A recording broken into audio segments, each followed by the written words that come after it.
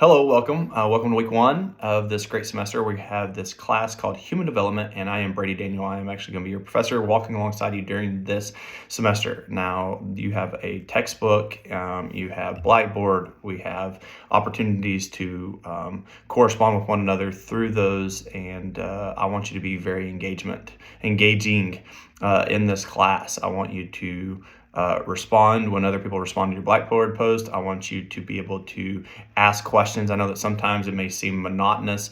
Another Blackboard assignment, but part of that is the dynamic of how do we take distance out of distance education from the standpoint of you finding yourself in this class, taking it through an online platform. We are so excited that you're here at the King's University. This is my 6th year teaching at the King's University. Before that, I did some practicum opportunities within the church that I was a part of, and so I was part of King's and accepting the practicum students before then as well. So human development, why is it so important? Why is it that we find ourselves studying this, regardless if we're wanting to become a pastor, a counselor, a chaplain, what have you? Because so much about the formation of life happens in those early formative stages.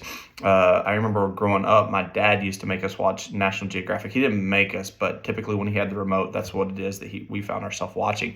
And we despised it. Not despise is a strong word, but again, almost to the point where despised it, because the idea of who wanted to see, a predator chase after, whatever it may be. And what we saw time and time again is how many times they would go after the smaller individuals, the younger individuals, the more helpless, if you will, individuals. And why that is part of the reason why we will study this class, the dynamic of what you'll actually read in your text, but also from the standpoint of what it is that I come in here and lecture. And I will not follow the book. Now, that doesn't mean that you do not need to follow the book, because a lot of the assignments are actually doing chapter summaries. And this is the first time that I'm actually doing this.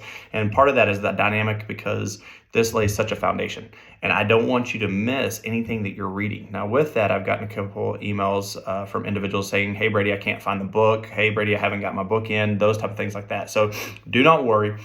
We will get there, okay? So I know that chapter summary is part of week one, and the reading that you have actually for this week. If you haven't gotten your book yet, okay, just take a deep breath. It's going to be okay. One of the dynamics that I am constantly evaluating is not only apathy and a couple other dynamics, but it's also cortisol. It's also stress. It's anxiety.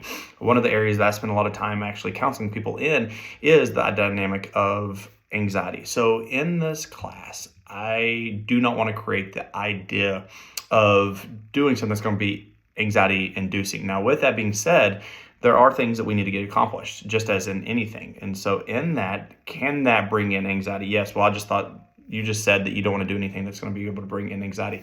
Of course, but I need to create the foundation so that you can grasp everything, every concept, every philosophy, everything that's going to be a benefit for you to move forward. Now, you may be where I was during my undergraduate. Okay, how do I make my A and move on? And really the concepts, the philosophies, whatever it is, Brady, really don't matter.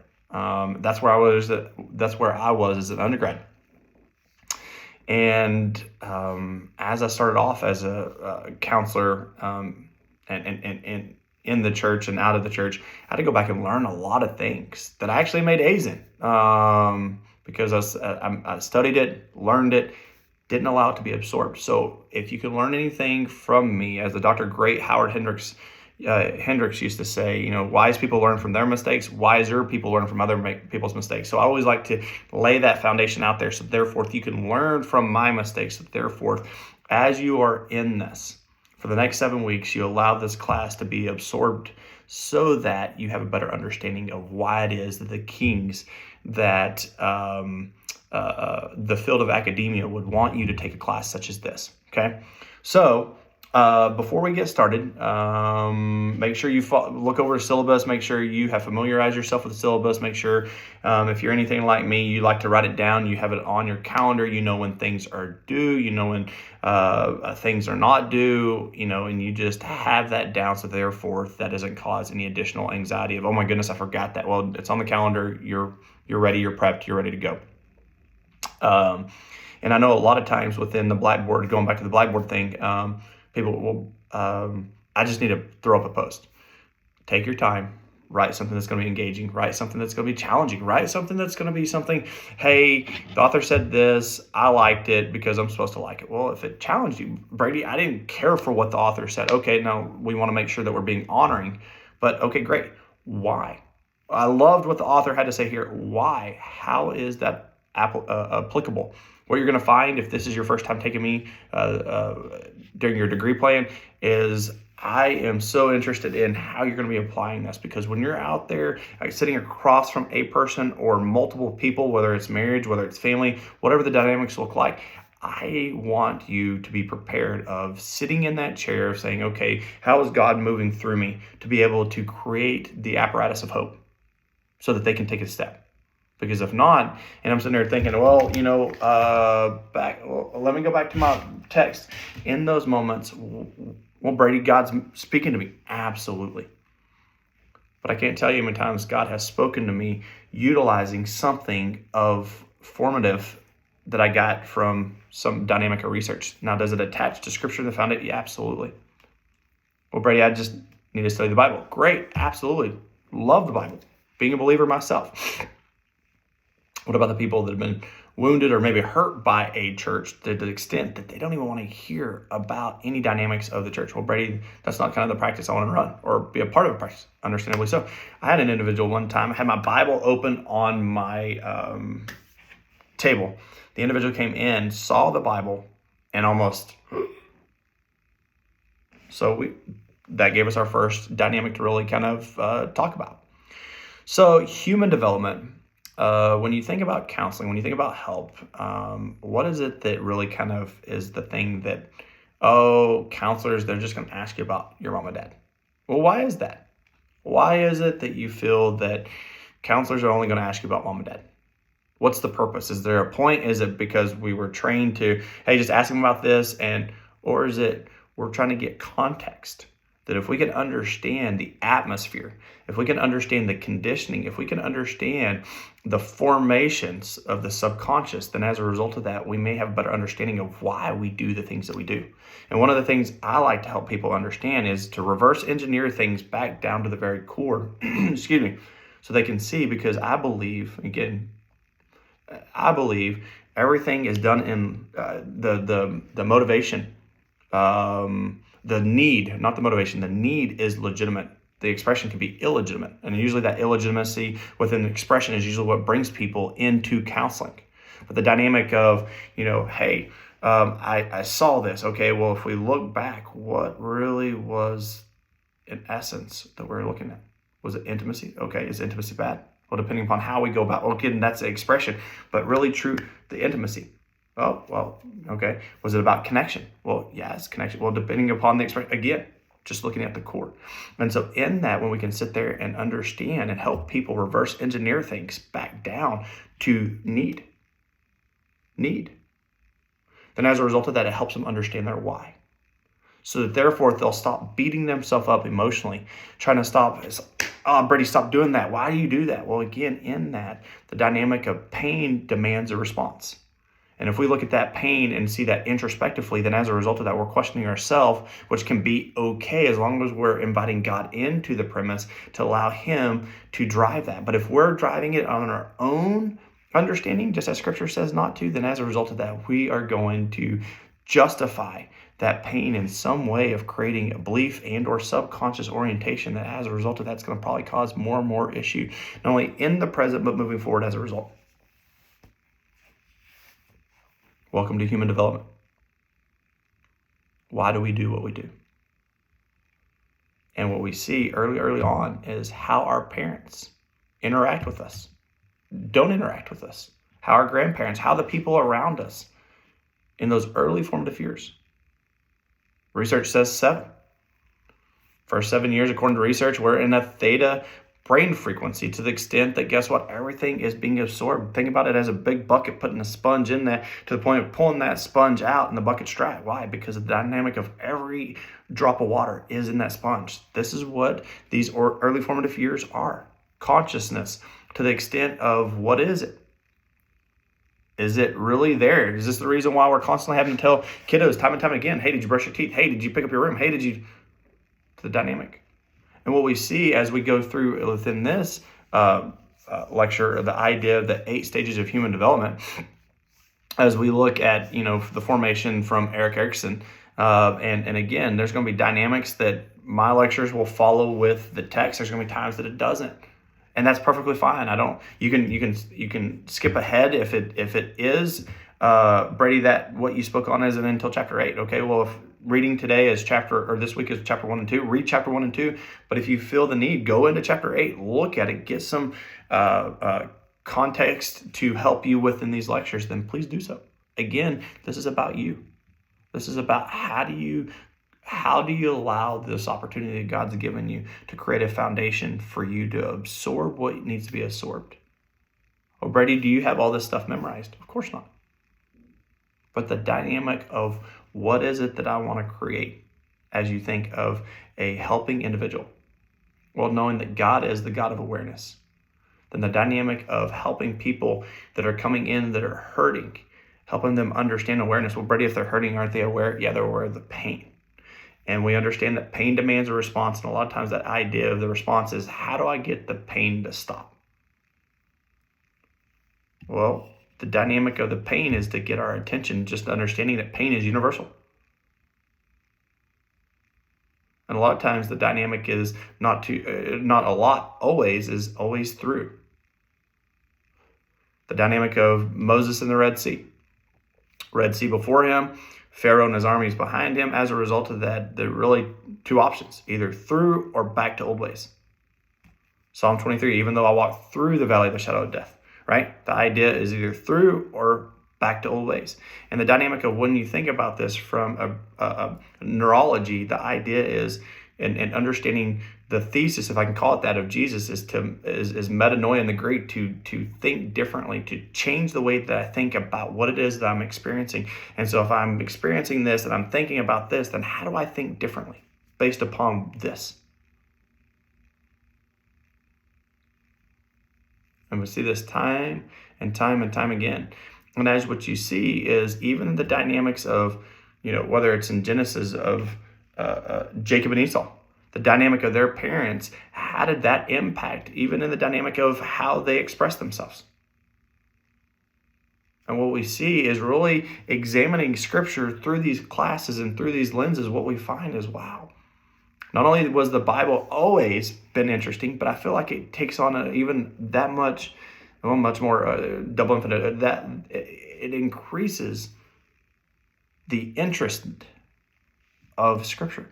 Wow. Scripture becomes a case study.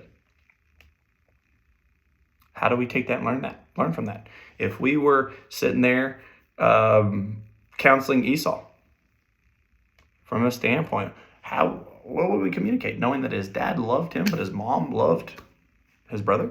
Ooh. Well, what parts did the mom play in these early formative years to the extent that actually could allow Esau to maybe do what it is that he did? Well, Brady, is that taking ownership away from Esau? No. Again, it's giving formation to the dynamic of validation. Now, again, if you've taken my class probably within the last year or so, you've heard me talk time and time again about this idea of validation, to acknowledge, to be seen, to be heard, to be understood, right? The idea of to acknowledge. And this is critical within the area of help because, again, we so desperately need to be seen, heard, and understood. And we always look at that externally. And again, it's nice and it's great and it's pleasant to get that met externally from our spouse, from our parents, whomever that may be. We understand the Scripture is we've been given the power and authority to trample over snakes and scorpions. The idea of that authority, right? And we typically think about that externally. The idea of, okay, and it is. But the idea of validation is really taking that authority and giving what we feel and what we think and what we desire.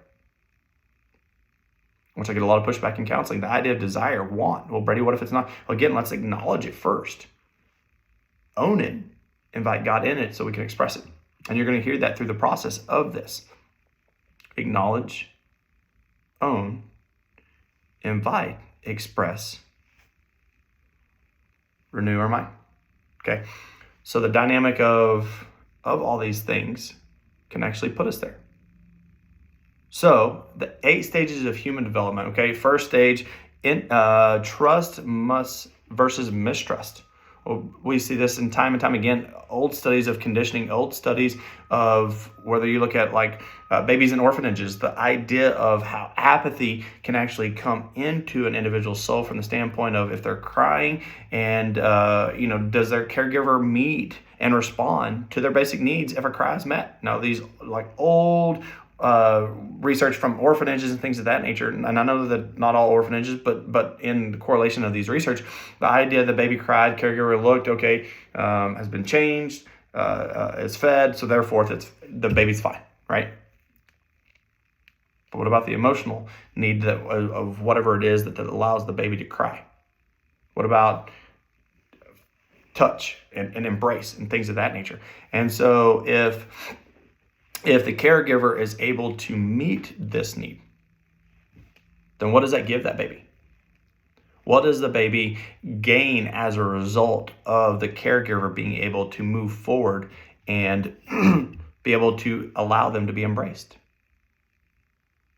What happens if the baby cries and time and time and time again, the need isn't met? What happens? And this individual is now 30, 40 years old and now is in your office. And you're sitting there thinking the dynamic of why is it that you're thinking this as conversations taking place, why don't they just understand this dynamic? And if we don't go back to the heart of the matter of saying, hey, tell me a little bit about, your mom and dad and how y'all interacted. Hey, when you were little, how was that? Well, you know what? When what I can remember, as God shows me, or as I can remember, man, when I don't remember mom or dad ever coming to me when I called out for them, when I needed them. Oh, well, what does that look like? So when the idea of caregivers coming and responding, does that allow that infant to understand that there is a safety within people? And if that need goes unmet, does that communicate that maybe people aren't safe? Now all of a sudden these people end up in your office about marriage counseling. Well, Brady, he just doesn't trust me. Well, she just doesn't trust me. Oh, interesting. Well, and we start talking about trust and all these different dynamics, but at an early formative age, the idea that they have learned not to trust. But yet we're teaching them skills of how to trust and the research and all these scriptures about to trust. And again, nothing wrong with any of that, but we don't go back to the core to allow them to acknowledge and own their part. Well, Brady, what is their part? If mom and dad or caregiver, the idea of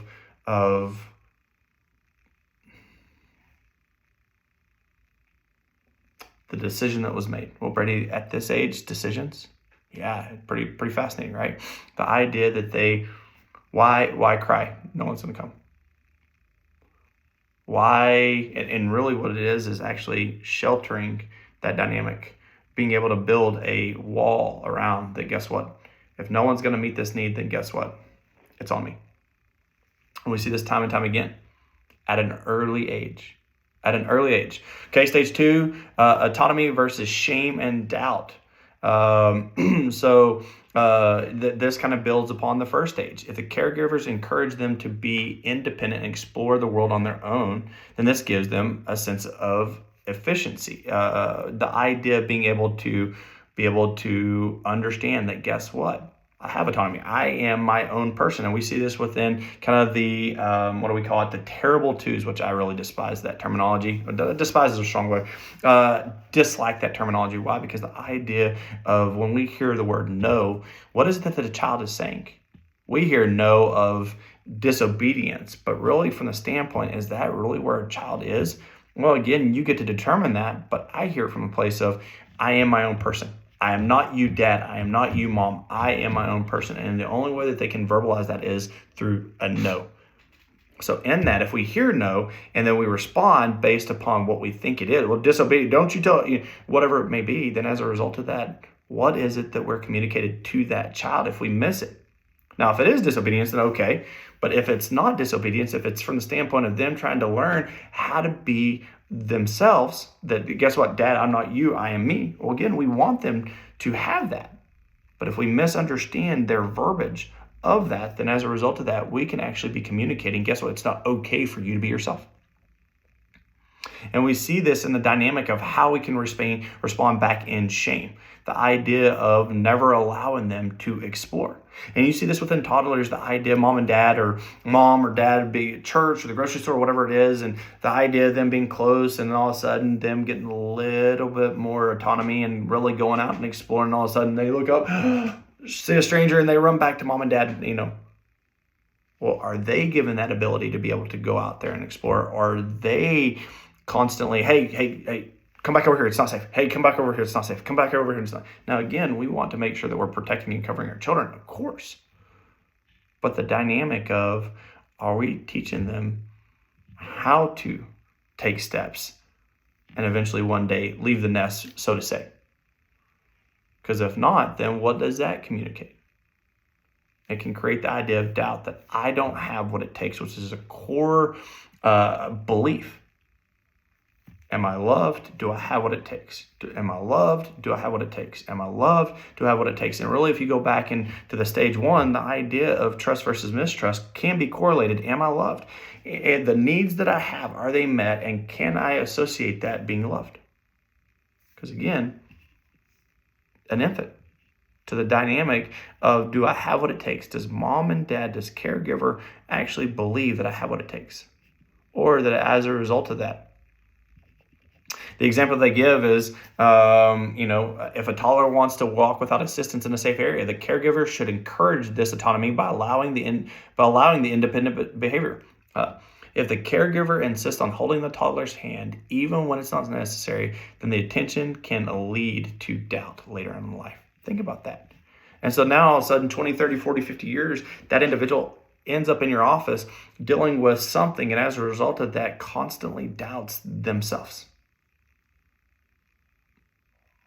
I experienced this last week. The idea of something that impacted an adult in their early formative years, as a result of that, is impacting them even in the here and now.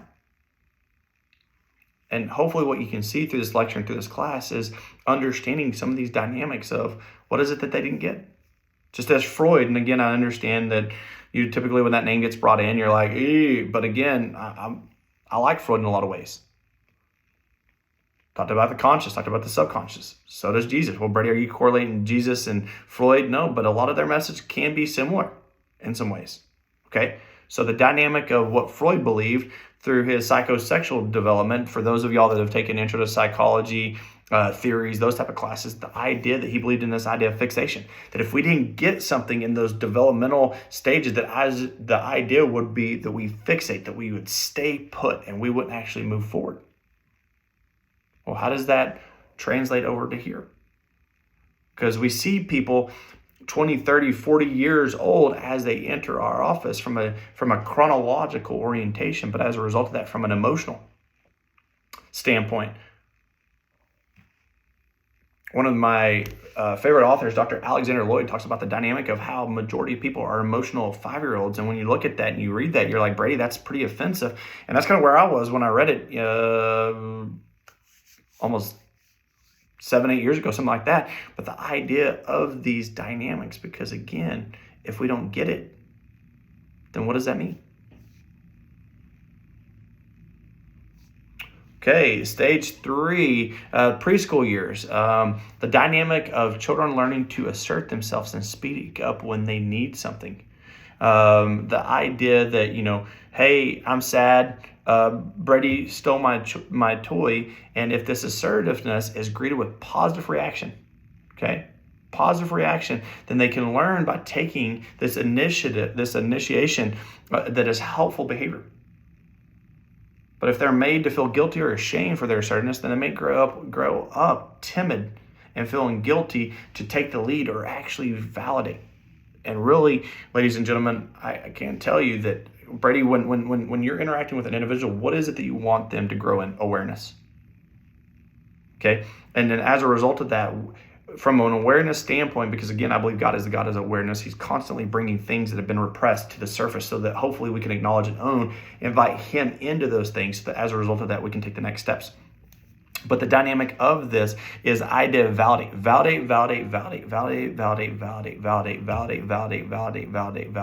And again, Brady, what are you doing? I'm doing a neurological exercise to hopefully get that word into you. Because again, if a person can leave validated, man, wow. I'm seen, I'm heard, I'm understood. But the dynamic of how do they learn the idea to self-validate? Now, again, is this self-absorption? Is this dealing with this whole push about narcissism? No. It has the idea of acknowledging what's going on internal to external. Tell people all the time when they come in, the idea, Brady, I have this issue. Should I go address that? Yeah. But again, the conversation is always internally first before we have that conversation externally. So the idea that if something's going on, and do I share anything at this preschool age, and is it met with the idea of, okay, well, that had to be pretty hurtful, right? Now, the dynamic about validation is that we don't have to agree with it. Well, Brady, in agreement within this realm of Christianity, a big thing, if you agree in my name, absolutely, agreement's huge. But the dynamic of how do we validate is acknowledgement, not about agreement. And as we work with individuals and we help them, the dynamic of, well, Brady, what happens if you're wanting to validate something that we know is not biblical? So the dynamic of something that they're going through and they're contemplating, I don't want to validate that. Well, how do we validate that they're seen? Wow, that has to be a difficult decision. And that has to be pretty painful that you would be contemplating that kind of decision. So the idea of just acknowledgement. And so if a teacher, if a parent, if a caregiver, whomever it may be, can acknowledge them and address that, or hey,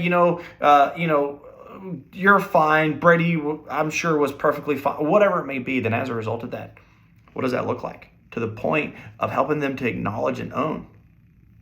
Because ownership has everything to do with the opportunity of moving forward through this process of repentance. And so the idea that if they are struggling, the person that's coming through your door is struggling with the idea of acknowledging and owning.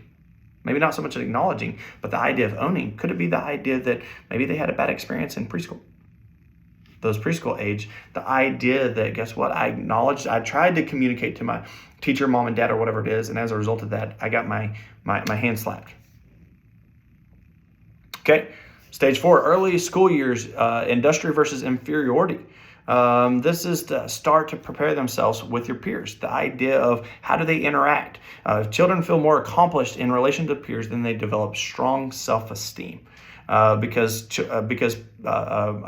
interacting with your peers, because there's so much about the dynamic of comparison, right? This idea of how do I measure up from a metric orientation in this dynamic, and this is why we see so much of the time within counseling. Hey, tell me about your friends. Who are your friends? And this is one of the things I like to talk about within, because again, I don't have many friends. Oh, okay. In my mind, trying to assess why is that? Is that other people and the way they perceive him? Is that something that he's doing? What's in him that's permeating this type of signal, if you will? Okay. So again, the dynamic of if they get this, the idea of the industry is to help them develop a self-esteem. Very why is that important? Because again, if we don't see ourselves in accordance to how God sees us, then as a result of that, we are in a place of not walking into agreement, and we find this time and time again. Love God, understand how He sees me, but I subconsciously don't. I get that consciously, and I get that, and I believe all that. Then why is it that I hear words like, "Man, I'm such an idiot" when that happens? Oh wait, boy, that's pretty strong. Had a conversation with an individual last week, and they were constantly telling me all these different adjectives, and I was like, boy, that's kind of harsh. Brady, it's realistic. Oh, really? Come to reverse engineer, come to find out this individual was bullied significantly. Oh, wow. How does that impact when bullying takes place in these formative years? What does that impact them, to the dynamic of either them having self-esteem or them questioning every part of who they are, to the point that they may miss out on some amazing opportunities that they may never get back. Well, Brady, God always can restore those. Absolutely. But the dynamic of going back and maybe playing baseball when you're 6, again, that restoration. Now, again, he can restore the way that we think. He can restore a lot of the dynamics, but those opportunities. However, if they notice that other children have met milestones and that they haven't, there's that comparison dynamic, they may struggle with this. Example here on the notes is a first grader may notice a consistent worse performance on a spelling test when compared with peers. If this becomes a pattern, it can lead to feelings of inferiority. I remember when I was younger, I struggled in the area of reading retention. And as a result of that, I got pulled out of class. And I remember it was always during an elective. I think it was DARE. I don't know if y'all had DARE growing up. I think it was drug assessment. I can't remember what the acronym stood for. But the idea of the DARE officer would come in, would bring his canine with him, and I was so excited. But then all of a sudden I get a knock at the door. Is Brady Daniel here? And then I would be the only one that had to get up and leave the room to go work with somebody from the community that would give up their time to help me learn how to read. And I'm very grateful for that today. But in those days, I cringed when my name was called. Why? Because I was the only one that was called out of that class. And as a result of that, it made me lead to questions and doubts and beliefs about myself that took years. Well, Brady, why did it take? Well, a lot of that was the dynamic of me not understanding the idea of how God restores this, and the idea of thinking that I had to do it on my own. So you find people that are coming to your office that really struggle with the idea of inferiority, maybe have an inferiority complex, right? To the extent where it really is impacting them. Well, what is the belief? Again, if Jesus' thesis, if I can keep calling it that, is to help people think differently. And if they're coming in to your office with an inferior complex, they believe they're inferior, then how do we help them think differently? I remember having a mentor who once said, people doubt innately, but that they doubt the wrong things instead of the right things. And a lot of that has to do with our experiences. Our experiences dictate a belief system. Our belief system dictate reality. But what happens when our reality and God's reality do not align? Well, a lot of times we give justification. Well, God is these things. God does these things. God empowers these things, but he doesn't do it for me. Oh, wow. Okay, stage 5, identity versus role confusion. And this is where a lot of times we find, the idea of kind of identity crisis kind of starts to resonate within our vernacular. This part is all about developing a sense of self. Who are you?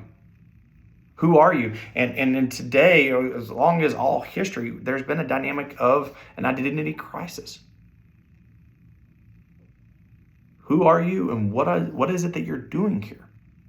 And when we can understand that for ourselves, then we can have this foundation that we can start helping other people understand this. And this is why a lot of churches have things and programs and ministries to come alongside you and really learn who you are in Christ. Adolescence is all about developing a sense of self, right? And we see this, trying new things, going out for things that maybe they wouldn't have thought about going out for. Adolescents can clearly identify with who they are growing up with the stronger goals and self-knowledge when they are teenagers who struggle to break free from their parents, friends, or influences. And we even see this dynamic. I can't remember, working with the youth pastor at the church that we go to. I can't remember what the statistic is of how many children. Now, again, I'm kind of jumping ahead, but a lot of this has to do with this based upon this research. How many children are going to church in this stage of life, but then all of a sudden when they graduate high school, then as a result of that, it's kind of like, see ya. Well, Brady, isn't there the opportunity that we should build that foundation and encourage? Yes.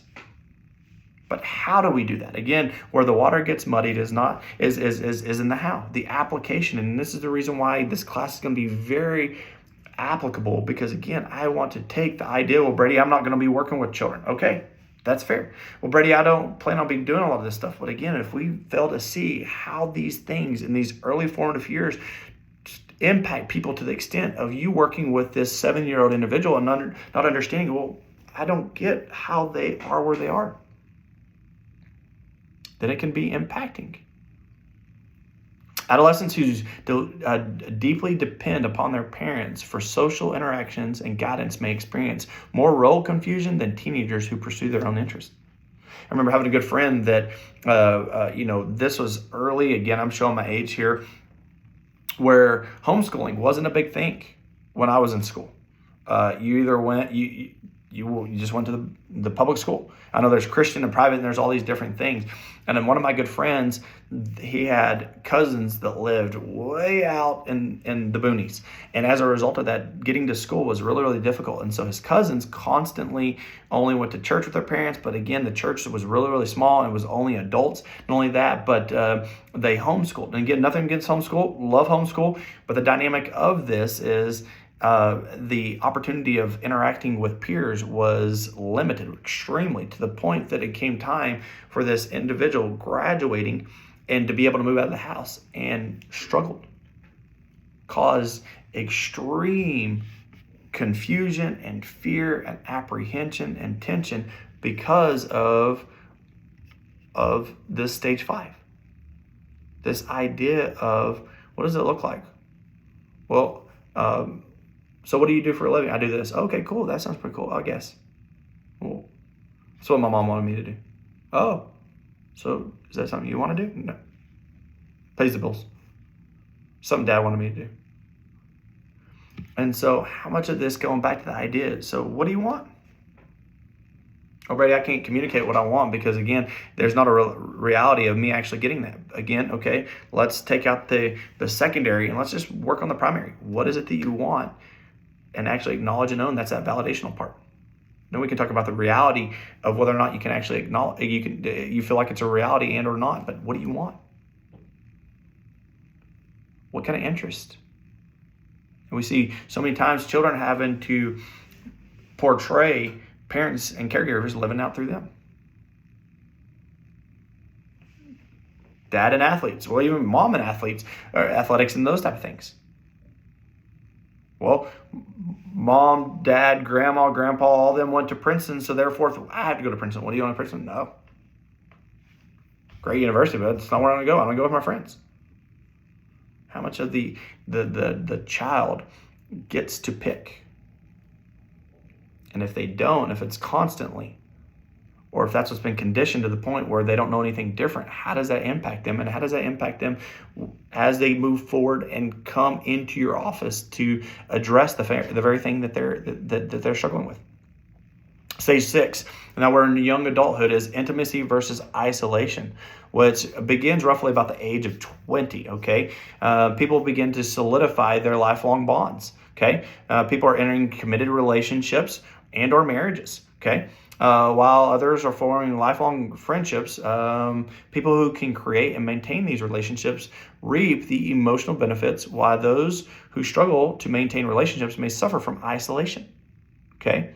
A young adult who develops strong friendships in college may feel more intimate than ones who struggle to form and maintain close friendships. The dynamic of connection. Why? Because we understand the dynamic of connection is important. And we see this going back to the very first stage of trust versus mistrust. The idea of those connections. Can my needs be met in somebody else? Not that the dynamic is only being met in someone else, because again, God is the formation of meeting our needs, but the dynamic of how we do life with people is important. That's why so much of the church these days does what? Really pushes, and rightfully so, the idea of small groups or groups ministry or something like that. Why? Because they want you to do life together. And we see this within Jesus in his ministry. Well, as he came in and he started pulling people around him, well, Brady, that was for discipleship, knowing that, guess what? He would go back to the Father and all those complexities. Yes, absolutely. But it's multitasking in the extent of still doing life yet together. The idea of fearing intimacy can create what? The idea of reclusing internally to the extent that keeps somebody never experiencing the foundation of love, which really is essence and everything.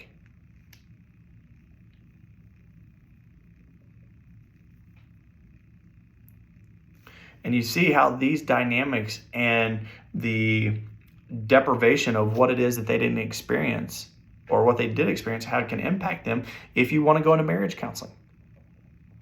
Well, Brady, would these people actually be getting married? There's a lot of times that they do. And as a result of that, they have this thing thinking, well, I didn't get this need met. I had this belief system based upon it. And as a result of that, I'm putting so much of my expectations on this other individual, on my spouse, hoping that they can undo all these things.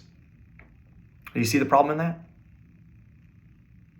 And as this individual can't meet the expectation of the weight that's been placed upon them, that can be extremely difficult. Why? Because the healing needs to happen in God and in ourselves. And the idea of understanding the part that the spouse plays, and from the dynamic of them not overcompensating for everything that we missed, that the person missed out on, and undoing those beliefs. So you're going into marriage counseling and you have somebody that comes into your office as a result of that, struggling with intimacy. Why is that? Hey, tell me about in high school, college years. I didn't go to college. Okay, cool. Hey, tell me about those times. Hey, what friendships look like? What? Talk to me a little bit about that. And in that, we're understanding some context as they start to emote. But even in the benefit of that, they're emoting. They're getting these things out, which is a tremendous benefit of counseling as a whole, and or ministry, is the idea of them getting in front of somebody, a safe place to be able to share what has impacted them. Because the more that they get that out, creates space for God to be able to come into that space. Okay, a middle adulthood. Let's see. Here we go.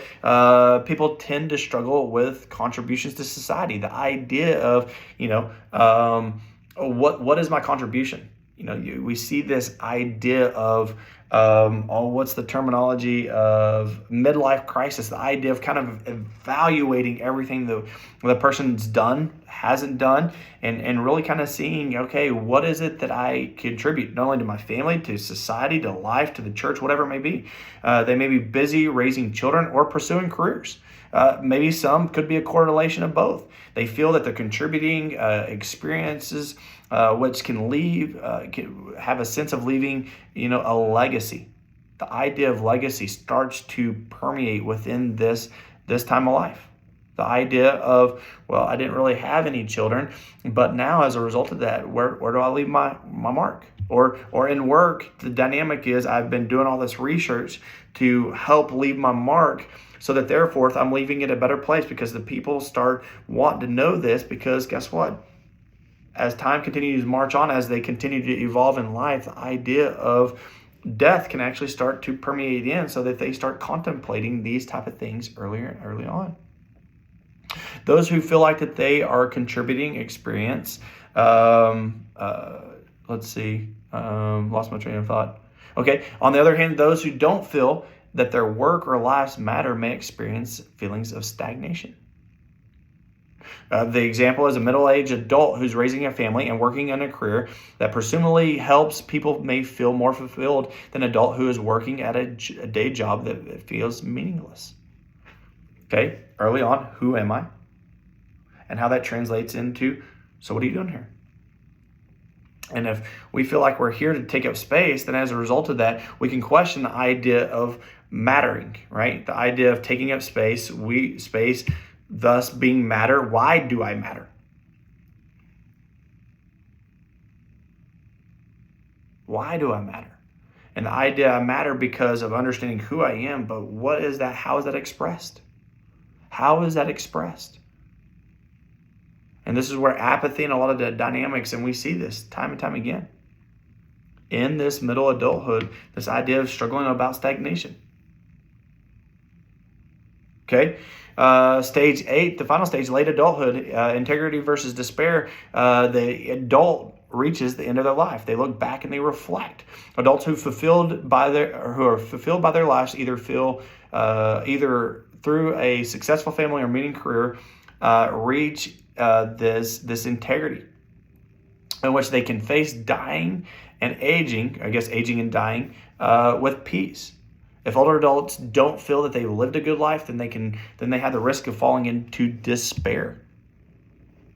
And what we see is this linear causality of how a child from early infancy to the idea of aging and the idea of moving and transitioning to death, to the extent of all these different complexities that play a role in a person's life and how that impacts them and the way that they relate with the world, them and the way that they relate with church and with God, and them and the way that they relate with their spouse and their family and their coworkers or whatever it has you. And as a result of that, whether you work with children, okay, and you see those early formation within those early stages and how they could be impacting the child that you're going to be working with, whether it's the middle stages because you're going to be working with young adults or maybe even kind of getting into the mid adults, or even if you're wanting to do things like geriatrics and things of that nature where you're working with the older population, which is great. We see these ideas of what needs to be deposited, and if it is deposited, what does that give the individual, and how do they continue to move forward? But if they don't, then as a result of that, what does that leave them asking? What does that leave them questioning and doubting? What does that leave them feeling like that they missed out, that they may not even know that they missed out or whatever that may be, but the idea that it's caused pain and that pain demands a response. And now as a result of that response has created this belief system that believes that they're less than, they're inferior, they are not who God has died and redeemed them to be, and walk in the fullness of that so that they know who they are, but they also know how to walk that out as a result of that. And what we see time and time again is these people are going to end up in your office questioning something. And those questionings, these legitimacies, and as a result of that, we understand that questioning can be a beautiful thing depending upon the motivation, just as Jesus gave his disciples the opportunity to question not only what he did, but who he was. And we see the opportunity of what Peter received in that moment. But later on, as John the Baptist went back and had him question in a time of pain. Jesus didn't rebuke the questioning, but responded in the dynamic of John's very question. What's the point? People are going to come because of having these foundational things that are needing as we study human development. But the idea if they don't go unmet, could they express themselves in an illegitimate way that's going to get themselves to experience even more pain and more problems to the point that they walk in your office, talking about all the symptomologies of these dynamics. And if we only focus on the symptomologies, as a result of that, we miss these root dynamics, and we really never allow the opportunity of them understanding to be greater aware of the dynamics to really acknowledge and own. No, well, Brady, can't God do that? Well, God does do that. But a lot of times he'll minister that through you and I as we help these people take their next step to understand these in-depthness, the in-depth dynamics, so that they can stop beating themselves up. Well, I must just be a freak. I must be whatever it may be, how they justify the dynamics of where they are in their thinking. I was bullied in high school, so therefore that means this. Okay. Could mean that, guess what? You're around some really kiddos who made some terrible decisions, and as a result of that, they caused you a lot of pain. And who you are is not dictated by their choices and their decisions, and what they did was not okay. Validate, because if we can validate, help them to be seen, heard, and understood, then as a result of that, what does that do? And it can help them in these stages that have been missed, to the point that, guess what? They can acknowledge, wow, this feels pretty good. Yeah. And knowing, especially for those who are unbelievers, yeah. And knowing that, do you feel seen? Yes, I actually do. Okay. Can you imagine what it's like when an all-knowing, all-loving God sees you? And how we counsel, little c, to point to the counselor, big C, for the opportunity of connection, intimacy. So all these things that mankind needs can be established, can be restored, so that they know who they are and they can understand what their purpose in life is, and as a result of that, they don't have to mess that. Week 1, enjoy. Again, if you are struggling to find your textbook, hey, breathe. We will get there. Feel free to reach out to your friends. Hey, do y'all have a copy of that? What does that look like? Is there a way that you can take pictures of it? Get creative. And being able to find the textbook, I will see what I can do to be able to help. But take a deep breath. It's just week 1, day 1. We will get there. Okay. Look forward to getting to learn more about you in the discussion boards as you tell a little bit more about who you are, what you're doing here. See, even in the question, human development. Yeah, so we'll see you on the discussion board. Have a great week 1, and it's going to be fun. Okay, have a great day, great week. Bye-bye.